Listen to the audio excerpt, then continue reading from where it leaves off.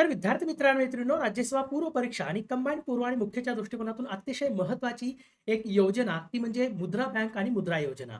तर मुद्रा बँक काय आहे? Micro units development and रिफायनान्स agency. रिफायनान्स agency म्हणजे काय? पुनर्वित्त पुरवठा करणारी ही एक एजन्सी स्थापन केलेली. ही एमएसएमईला डायरेक्ट कर्ज देत नाही.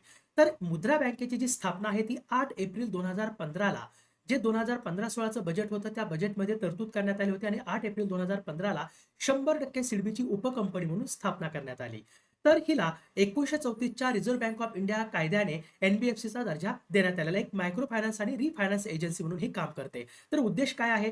जे एमएसएमई क्षेत्र आहे, मायक्रो स्मॉल अँड मिडियम एंटरप्राइजचे आहेत, त्यांना सूक्ष्म आणि पुनर्वित्त पुरवठा करणे म्हणजे त्यांना अप्रत्यक्ष कर्ज देणे. म्हणजे कसा कर्ज देणे? तर ज्या वित्तीय संस्था आणि ज्या नॉन बँकिंग फायनान्शियल इन्स्टिट्यूशन्स ह्या एमएसएमई साठी पुढे कर्ज देतात, तर अशा सगळ्या बँकांना आणि ज्या नॉन बँकिंग फायनान्शियल इन्स्टिट्यूशन्स आहेत त्यांना पुनर्वित्त पुरवठा करण्यासाठी ही मुद्रा बँक स्थापन करण्यात आलेली, जिचं मुख्यालय मुंबईमध्ये आहे.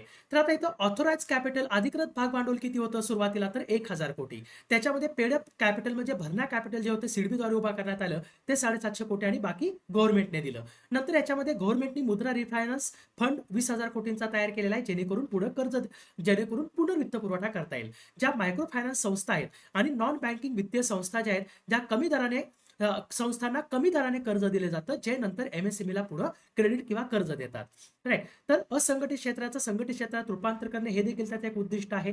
आणि सगळ्यात महत्त्वाचं, तरुण, शिक्षित आणि कुशल कामगार तसेच व्यावसायिक महिला, अनुसूचित जाती जमाती या योजनेचे लक्ष्य गट आहेत. तर याच्या अंतर्गत नंतर एक प्रधानमंत्री मुद्रा योजना सुरू करण्यात आलेली आहे. आता हे कधी सुरू करण्यात आली? तर 8 एप्रिल 2015 ला सुरू करण्यात आलेली आहे. तर याच्या अंतर्गत उत्पादन, प्रक्रिया आणि सेवा क्षेत्रात कार्यरत जे सूक्ष्म उपक्रम आहेत त्या सूक्ष्म उपक्रमांना 20 लाखापर्यंतचा कर्जाचा पुनर्वित्त पुरवठा करण्यासाठी ही योजना सुरू करण्यात आलेली आहे. अगोदर 10 लाखापर्यंतच कर्ज मिळत होतं, आता 20 लाखापर्यंत कर्जाचा पुनर्वित्त पुरवठा या योजनेअंतर्गत केला जातो. म्हणजे ज्या बँका असतात त्या बँकांमध्ये तुम्ही काय करू शकता? प्रधानमंत्री मुद्रा योजनेअंतर्गत कर्ज मागू शकता. त्या बँका तुम्हाला काय करतात? पुढे कर्ज देतात. राईट. आणि त्यांना बँकांना रिफायनान्स करण्याचं काम किंवा पुनर्वित्त पुरवठा करण्याचं काम कोण करते? मुद्रा बँक. तर या कर्जाचं वर्गीकरण 4 प्रकारे आता नवीन पद्धतीने केलेलं आहे. शिशु कर्ज जे 50,000 रुपयांपर्यंतचं कर्ज मिळतं.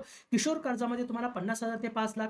तरुण कर्ज जे 5 लाख ते 10 लाखापर्यंतचं कर्ज मिळतं आणि तरुण प्लस त्याच्यामध्ये 10 ते 20 लाखापर्यंतचं कर्ज मिळतं. तर हे लक्षात ठेवण्याचा प्रयत्न करा. आणि हा माझा नंबर आहे. या नंबरवरती तुम्ही कधीही संपर्क करू शकता. तुम्हाला कोणताही कोर्स जॉईन करायचा असेल, एन्क्वायरी करायची असेल, तुम्हाला कोर्सची डिटेल इन्फॉर्मेशन हवी असेल फीस सहित, तर याच्यावरती मेसेज करा. आपल्या ग्रुपला ऍड व्हायचं असेल तरी मेसेज करा आणि जास्तीत जास्त शेअर करा, लाईक करा आणि सबस्क्राईब करायला विसरू नका. सो धन्यवाद.